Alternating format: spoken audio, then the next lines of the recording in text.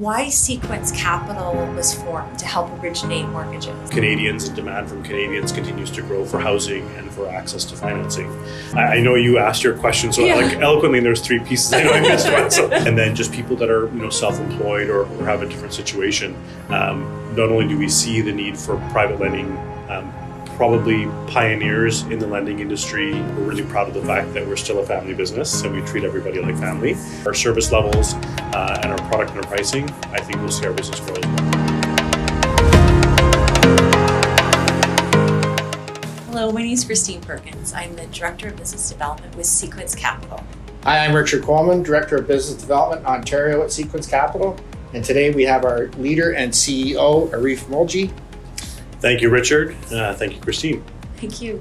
And Arif, we were hoping that today you could tell us a little bit about Amur Financial Group, our three mix, and why Sequence Capital was formed to help originate mortgages. Sure. So Amur Financial Group's been around. We're about 55 years old now, so been around for a long time.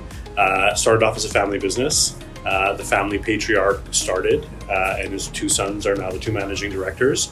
We're really proud of the fact that we're still a family business and we treat everybody like family. So 55-year history, probably pioneers in the lending industry in terms of peer-to-peer lending going back to the 70s.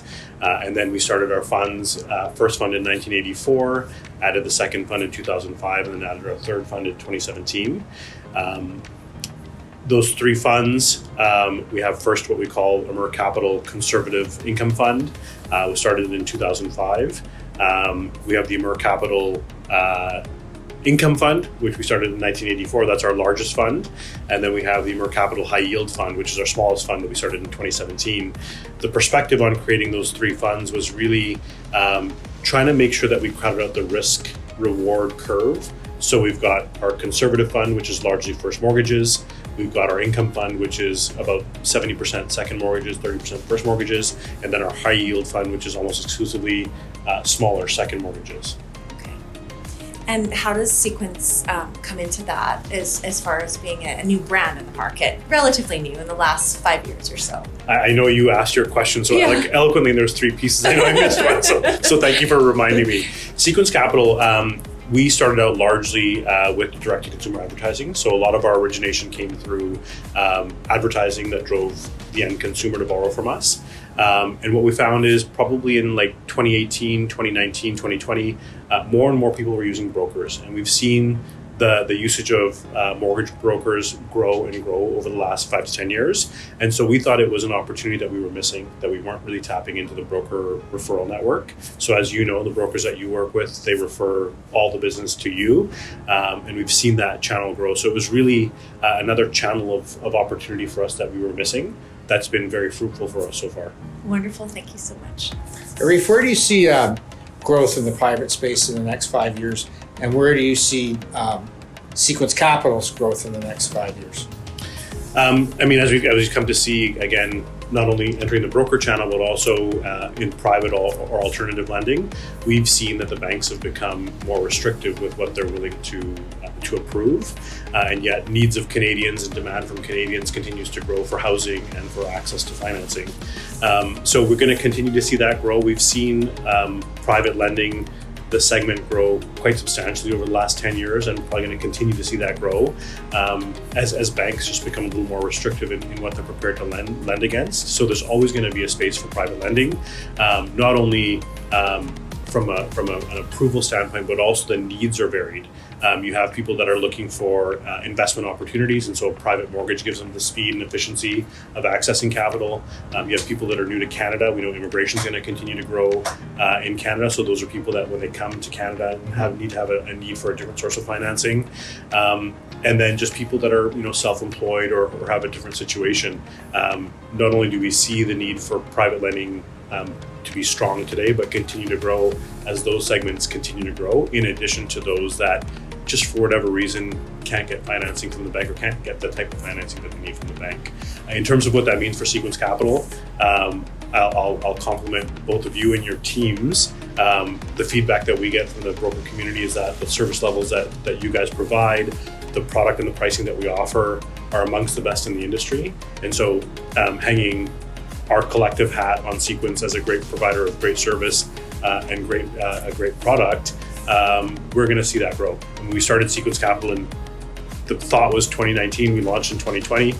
We're still a new kid on the block, so to speak, and you guys are doing a great job of building the brand out in the broker community. So I think we'll continue to see that grow. And if we can maintain our service levels and our product and our pricing, I think we'll see our business grow as well. Thank you for that feedback. As far as like from an investment side of things, what could investors, if they were to invest in our mix, what kind of returns could they expect? And why do you think it's a good idea to invest in mix in general? Sure. So historically, all of our funds have had a positive return since inception. The income fund, which is our middle fund, the largest fund, it's pushing about $1 billion as a standalone fund. 40-year track record, positive returns. Our lowest return, I believe, was about 8%, and our highest return was about 11%. This year, we're trending towards 12 or just slightly over 12. I think for that fund, as we see stabilization in interest rates, probably moderate in the 10.5% range for the income fund. Our conservative fund, which is the first mortgage fund, it's about $200 million. Track record has been always positive, ranging from about 6.5% up to 8.5%, just under 8.5% last year. This year, believe it or not, we're trending towards 11%. So again, that should moderate in the 8.5% to 9.5% range. So from a conservative standpoint, largely first mortgages, 45% loan to value for the portfolio, probably 8.5% to 9.5% moving forward. And then our high yield fund, which is our smallest fund, the mortgages are typically in the 35 to 45,000 range. So there's smaller mortgages. The loan to value currently of the portfolio is about 69%. We're targeting a 14% return for that fund for this year. Only has about 7 years of that we've had that fund, but it's been 13 plus every year. And continues to demonstrate that. The thing that I love to talk about with our funds from an investment standpoint, I believe we have the best managed funds on a risk-adjusted basis. Our fund managers that you work closely with are probably the best in the business. Our approach to portfolio and risk management, the feedback we get from our peers and our bankers is that we're the best in the business. So I believe we have best of breed products. And so for investors, you're getting very well risk managed portfolio with strong returns that's secured by real estate. And as we know in Canada, real estate has been stable for decades. Will continue to be stable, we think, for the next few decades. And we only invest in BC, Alberta, and Ontario, and largely in the major cities. So that's a very stable product portfolio. That's a very good return on investment. Thanks, Arif, for speaking with us today. And if you'd like to know more about investing in our mix, or you have any deals that you'd like to talk to myself or Christine about, feel free to reach out. Thank you. Thank you, everybody. Thank you.